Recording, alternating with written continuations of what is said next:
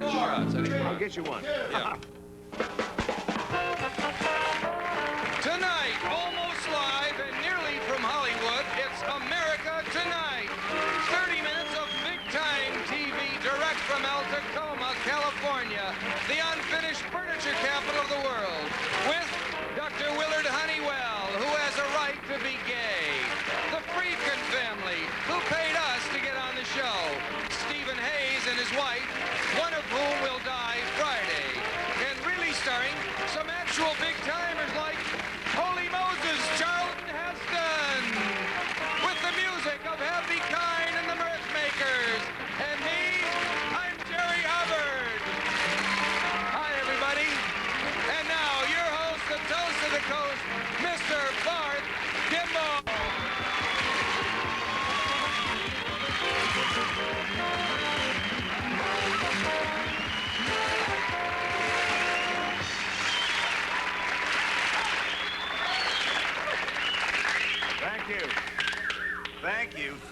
Thank you. I am Barth Kimball. I know that's new to a lot of you. Get used to it. And welcome to Whoops. Almost broke network rule numero uno there, getting the title of the show wrong. Welcome to America Tonight. Now, you folks are watching me for the first time, not on a dinky little local channel, but on a network. Yes, I am finally network.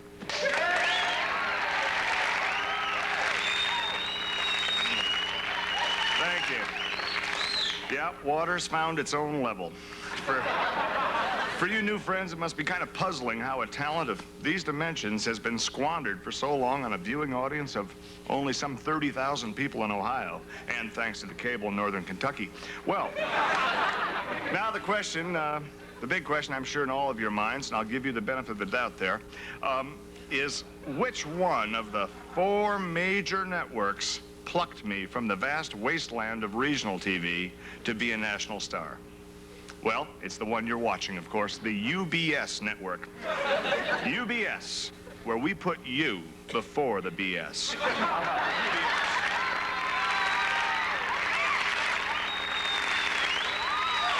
Thank you. Now, as Jerry explained earlier, this is almost Hollywood. It is California, that's for sure. El Tacoma, which is where we are, is 28.4 miles from Hollywood as the crow flies, or 46 miles by freeway, a little over 4 hours. Which brings us to the subject of my announcer. A year-long friend of mine, a man who puts new meaning into the word professional, and no meaning at all into many other words. I'm referring to the beloved one and lonely Mr. Jerry Hubbard.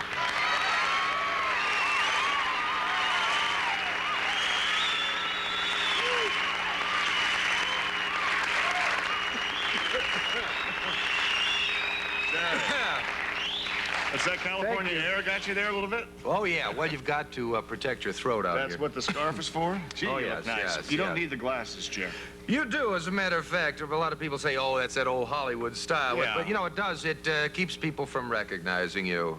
That's why you're wearing it? And you know something? What? It works. Incidentally, this is our UBS logo. I drove over here with us in the, tried to like a sticker put in the windshield of the car, but it made it a little hard to peek over. I had to drive with my head out the window there, but that's it. Oh, that's terrific. That's UBS, and we're with them. Yeah. Jerry, for those of you who've never seen him, he'll be here doing what he tries to do so hard every night, and in a way, so can you, because we're going to give you, the public, a chance to sing. The public's going to have a chance to dance, tell jokes, or simply state your views as long as you buy that airtime in a segment we call Money Talks. If you got a song, some gripes or some squawks, let it all hang out on Money Talks.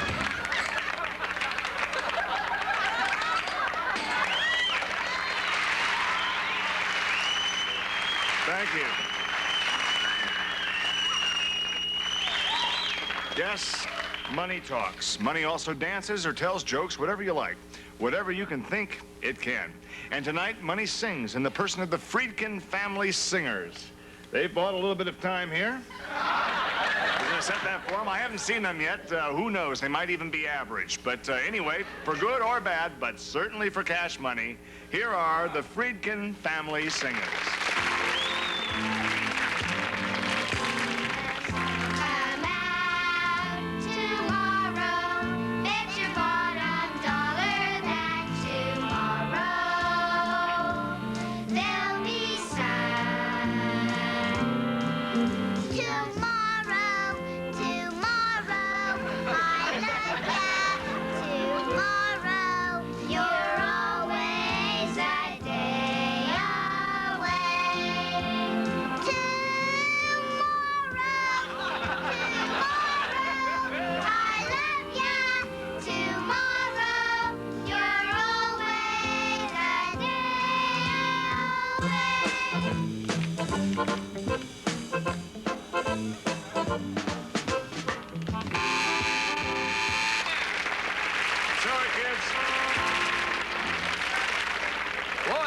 Went by fast, didn't it? Time's up.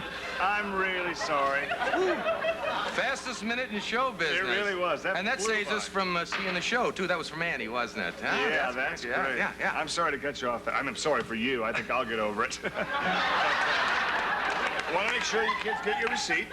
I think you could probably charge this receipt off as entertainment deduction. Not if the IRS saw that. Come on. No. So, let me ask you, kids, whatever made you want to do this kind of thing right out there in public? Well, it all started at the local church pageant. Uno momento, por favor. I hate to be a stickler for detail, but as I understand it, these kids did not purchase the optional talk time, and I think their money was just for that singing. As a matter of fact, it's up to me. I'd let them on all day, but my hands are tied. I think there's an FCC ruling on it, probably. Well, if there isn't, we could draft one up. It is kind of the great kids. Listen, if you don't agree with this, if you think we're wrong, you could buy some more time. Maybe we could argue about it. Why don't you just come in and tell us about it? That's okay. Okay.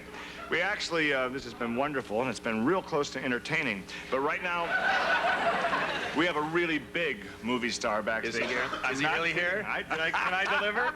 Okay, I told you I could deliver. This guy has done, just about everything there is to do in Hollywood.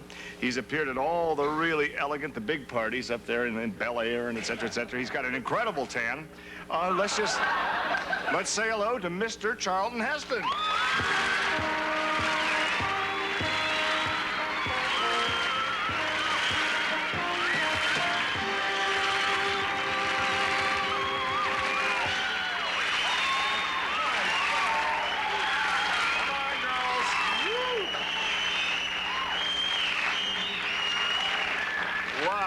Believe it. Incredible.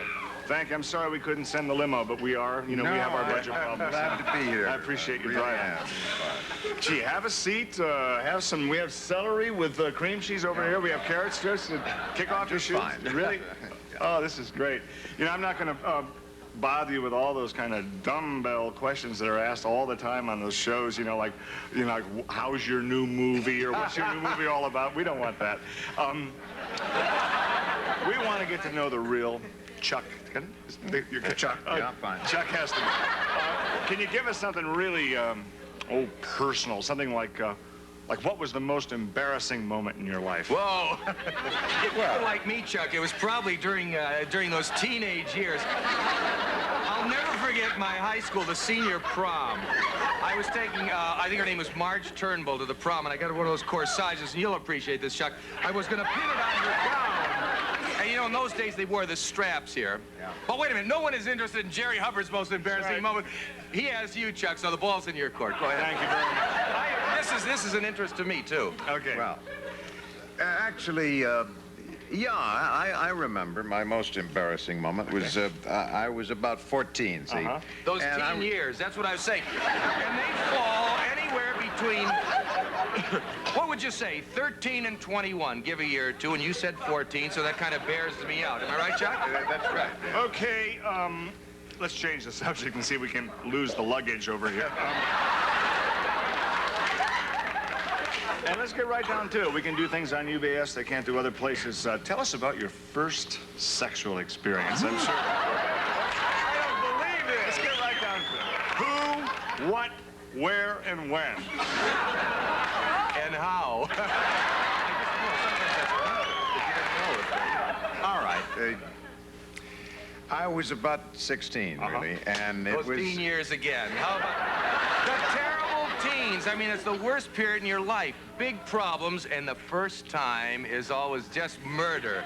Am I right? There you are in the back seat of a car in your boxer shorts with some girl who's practically a stranger. Your buddies are outside the car pounding on the window and rocking the car and hitting on the hood. It's so I can't blame you for being embarrassed. And to top it off, you were probably inept, too. Am I right? If not, totally lousy. But who could blame you for being embarrassed? I mean, we were all inept at the time. But it's really interesting to hear that Charlton Heston was inept. We didn't hear that. Right, okay. Could I, maybe buy some time?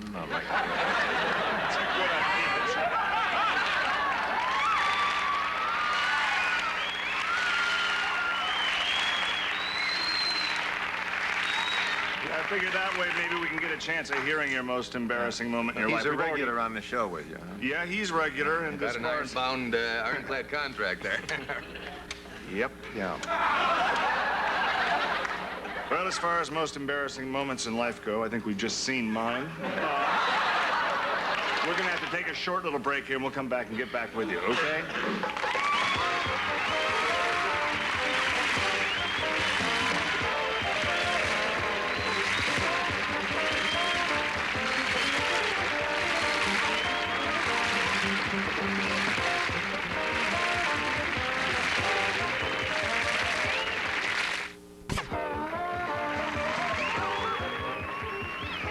I'm sure my old fans from the Ohio area have a lot of questions for Barth here that they'd like to have answered, like, how have you been, Barth? And how'd you move your furniture to California?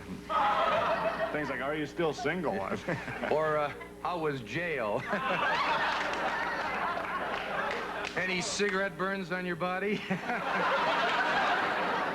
The Florida campaign against homosexuality is now spreading to California. But before the real issues get cluttered up with emotion, and we all know that can happen, the California University Committee has appointed a study group to gather the most updated information on the subject. Please welcome Dr. Willard Honeywell.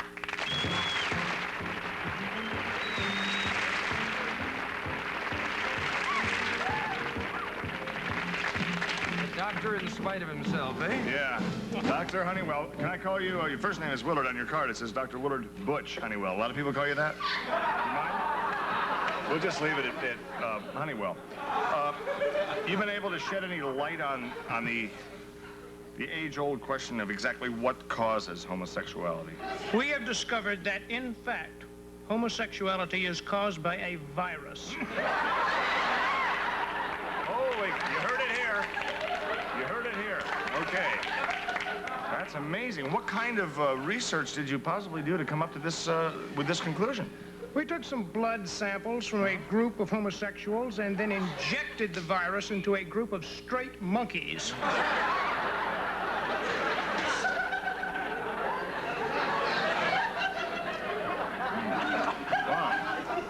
Several of the monkeys then began to exhibit homosexual behavior.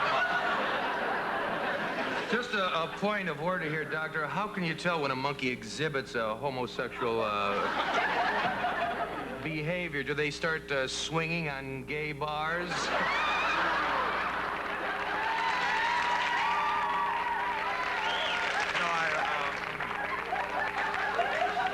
Needless to say, I'm kidding. Seriously, I think it's wonderful, the study you're doing of these animals here. Now that you've found the so-called homosexual virus, are there any plans for a cure or a prevention? Barth, unfortunately, no existing drug has proven to be effective. That's why we have developed a vaccine against homosexuality. We're not making any moral judgment now, you understand? However, if someone is stricken with homosexuality, we believe he has a right to be cured, and we'll make damn sure he is. So in other words, he can come right into the office and just get a shot right in the arm or in the part that goes over the fence last or whatever. No, Barth, we inject the vaccine directly into the wrist.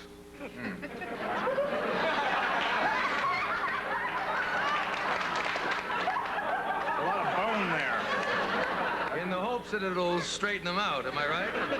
One thing I want to make is that homosexuals can be cured. There is no such thing as terminal homosexuality. I'll agree with the doctor there. I've never heard of a homosexual dying from homosexuality.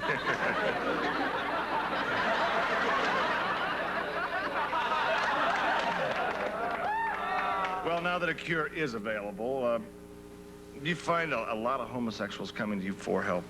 Strangely enough, Barth, no one has come to us for help. These people seem to be content to live their life with their preferences, minding their own business and simply loving one another.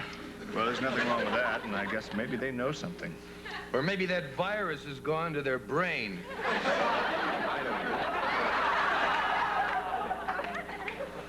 Well, Jerry, I think when you said, "I don't know," you summed up an awful lot for all of us. We know you don't know, Jerry, and I want to thank you, Doctor, on the chance that you might know. We'll be right back with more of America Tonight after these words.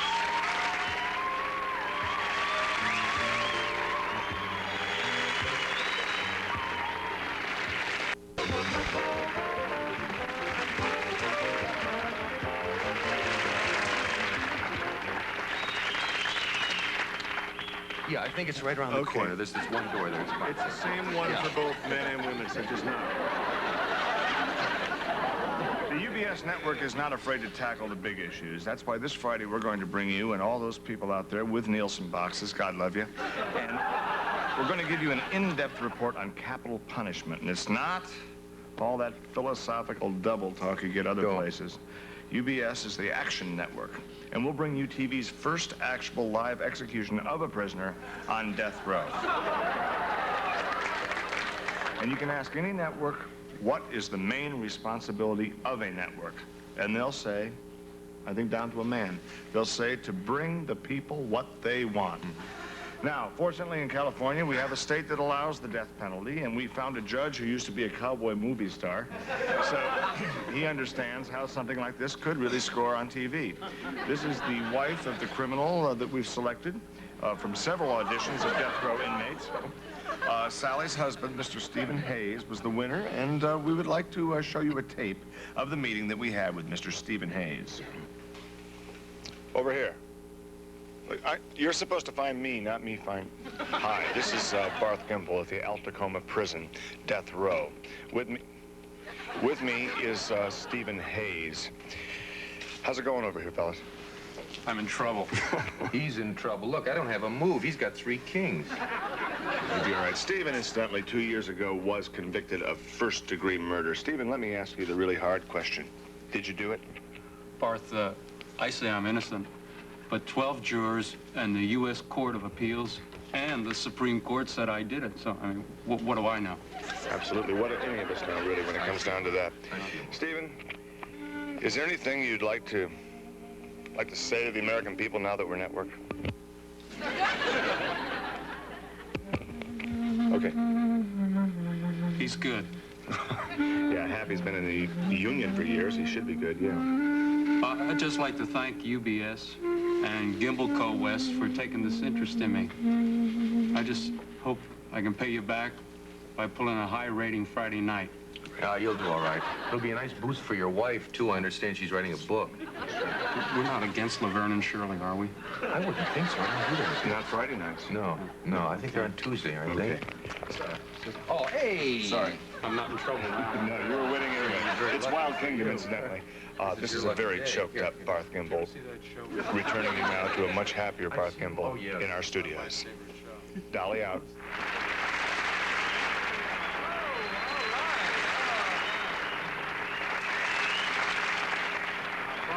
I'm afraid I've got to go. It was a thrill having you on. Could I, before you go, could I impose on you to do something that I've seen so many of you you Hollywood people do? I've seen you on Johnny and Merv and all those shows, and I wonder if I could ask a favor of you. Sure. Well, it's something that all you big stars do when you get together. Could we hug? Whoa! The big guy. Thank you.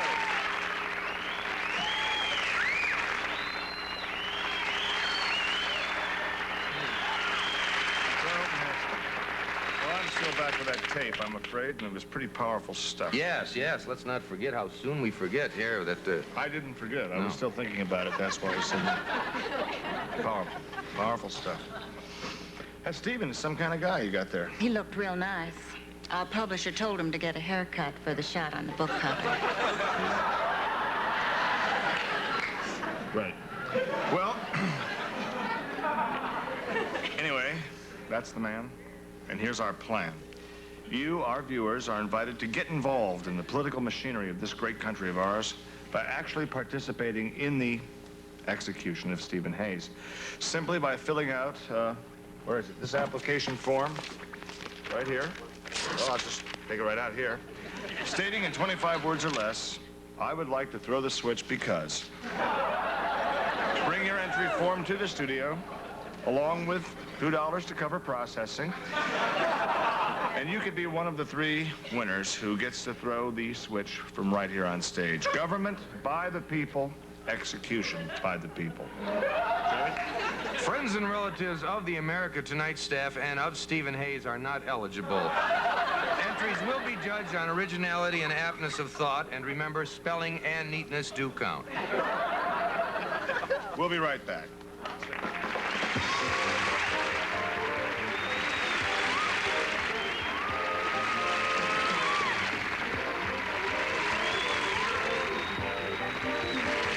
Thank you very much. If you just joined us, you're not going to believe this, but Charlton Heston was actually right here. He had to go, and right now, so do we. Well, they went. You had to go a different time. We all have to go. That's our show for tonight. Thank you very much, and see us tomorrow night. We'll see you. Join Monty Hall weekdays at 10 p.m. as he exchanges dollars for laughs on Let's Make a Deal. And next, it's our feature, 3 Sailors and a Girl. Singers, Tom Maxwell as Dr. Willard Honeywell, Michael Aldridge as Stephen Hayes, and Sally James as Sally Hayes. And a special appearance by Mr. Charlton. Okay. Okay.